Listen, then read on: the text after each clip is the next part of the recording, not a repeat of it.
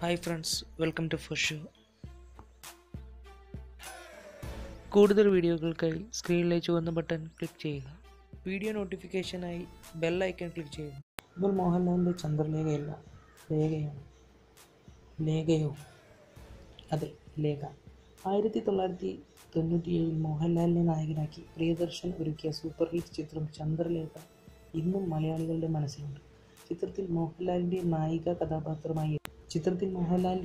കഥാപാത്രമായി എത്തിയ ലേഖ എന്ന പൂജ ഭദ്രയെ കുറിച്ചാണ് പറഞ്ഞു വരുന്നത്.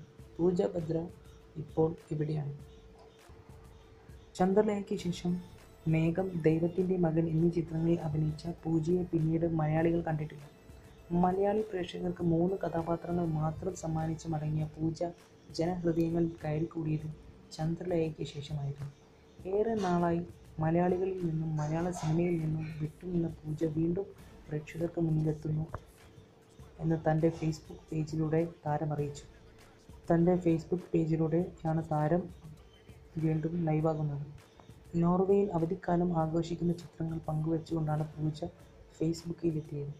നോർവേയുടെ സൗന്ദര്യം ആസ്വദിച്ചുകൊണ്ട് നിൽക്കുന്നതും യോഗ പോസിലുമുള്ള ചിത്രങ്ങളും മറ്റുമാണ് താരം ഫേസ്ബുക്കിലൂടെ ഷെയർ ചെയ്തിരിക്കുന്നത്. കൂടുതൽ സിനിമാ വിശേഷങ്ങൾക്ക് ഈ ചാനൽ സബ്സ്ക്രൈബ് ചെയ്യുക.